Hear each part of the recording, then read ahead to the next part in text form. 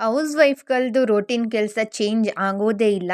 So welcome back to my mini vlog. ನಾನಿವತ್ತು ಬೆಳಿಗ್ಗೆಯಿಂದ start ಮಾಡಿದೆ. ಬೆಳಿಗ್ಗೆ ಬೇಗ ಎದ್ದು ಸ್ವಲ್ಪ ಆರಾಮಾಗಿ ಹೊರಗಡೆ ಎಲ್ಲ ನೋಡ್ತಾ ನಿಂತಿದ್ದೀನಿ. ಆಚೆಗಡೆ ಅಂತೂ ಹೋಗೋದಕ್ಕೆ ಆಗಲ್ಲ. ಯಾಕೆ ಅಂತ ನಿಮ್ಮೆಲ್ಲರಿಗೂ ಗೊತ್ತಿರುತ್ತೆ ಅಂತ ಅನ್ಕೊಂತೀನಿ. ಸಿಕ್ಕಾಪಟ್ಟೆ ಇಬ್ಬನಿ ಬೀಳ್ತಾ ಇದೆ. ತುಂಬ ಚಳಿಯಾಗಿದೆ. ಸೊ ಹಾಗಾಗಿ ಹೊರಗಡೆಗೆ ಹೋಗ್ತಾ ಇಲ್ಲ. ಆದಷ್ಟು ಬಿಸಿ ನೀರನ್ನ ಕುಡೀರಿ ಅಂತ ಹೇಳ್ತಾ, ಸೊ ನಾನು ಇವಾಗ ಬಿಸಿನೀರೆಲ್ಲ ಕಾಯಿಸಿ ಅದಾದ್ಮೇಲೆ ಗಂಜಿನ ಮಾಡ್ತಾ ಇದ್ದೀನಿ. ಸ್ವಲ್ಪ ನೀರಿಗೆ ನಾನು ಬೆಲ್ಲನ ಹಾಕೊಂಡಿದ್ದೀನಿ ಮತ್ತು ಒಂದು 2 ಟೇಬಲ್ ಸ್ಪೂನ್ ಅಷ್ಟು ಗಂಜಿ ಹಸಿಟ್ಟು ಏನು ಬರುತ್ತೆ ಅದನ್ನು ನೀರಲ್ಲಿ ಮಿಕ್ಸ್ ಮಾಡಿಕೊಂಡು ಕುದೀತಾ ಇರುವಂಥ ನೀರಿಗೆ ಹಾಕ್ಕೊಂಡು ಮಿಕ್ಸ್ ಮಾಡ್ಕೊತೀನಿ. ಸೊ ನಾನು ಮನೇಲೇ ಮಾಡಿಟ್ಕೊಂಡಿರುವಂಥ ಗಂಜಿ ಹಸಿಟ್ಟು ಇದು ಮಲ್ಟಿಗ್ರೇನ್ ಮಾಲ್ಟ್ ಪುಡಿ ಅಂತಲೇ ಹೇಳ್ಬೋದು.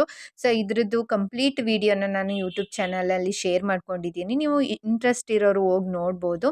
ಹಾಗೆಯೇ ಹಸಿ ಅವರೆಕಾಳು ನಮ್ಮಮ್ಮ ತಗೊಂಡು ಬಂದಿತ್ತು. ಅದನ್ನೆಲ್ಲ ಬಿಡಿಸಿ ಎತ್ತಿಟ್ಟಿದ್ರು ಮನೇಲಿ. ಅದನ್ನೆಲ್ಲ ಫ್ರಿಜ್ಜಲ್ಲಿ ಎತ್ತಿಡೋಣ ಅಂತ ಅಂದ್ಬಿಟ್ಟು ಹಂಗೆ ಒಂದು ಕ್ಯಾಪ್ಚರ್ ಮಾಡಿಕೊಂಡೆ. ಇವಾಗ ನಾನು ಕೂಡ ಬಿಸಿನೀರೆಲ್ಲ ಕುಡ್ದಿದ್ದಾದ್ಮೇಲೆ ಟಿಫನ್ ಎಲ್ಲ ಮುಗಿಸ್ಕೊಂಡು ಇವಾಗ ಮಾಮೂಲಿ ನನ್ನ ರೂಟೀನ್ ಕೆಲಸನೂ ಕೂಡ ಮಾಡ್ಕೊತಾ ಇದ್ದೀನಿ.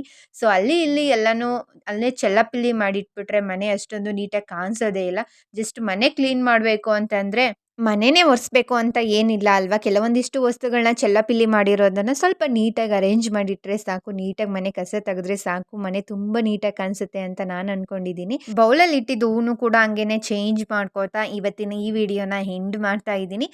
ಐ ಹೋಪ್ ಈ ವಿಡಿಯೋ ನಿಮ್ಗೆ ಇಷ್ಟ ಆಯಿತು ಅಂತ ಅನ್ಕೊಂಡಿದ್ದೀನಿ. Thank you.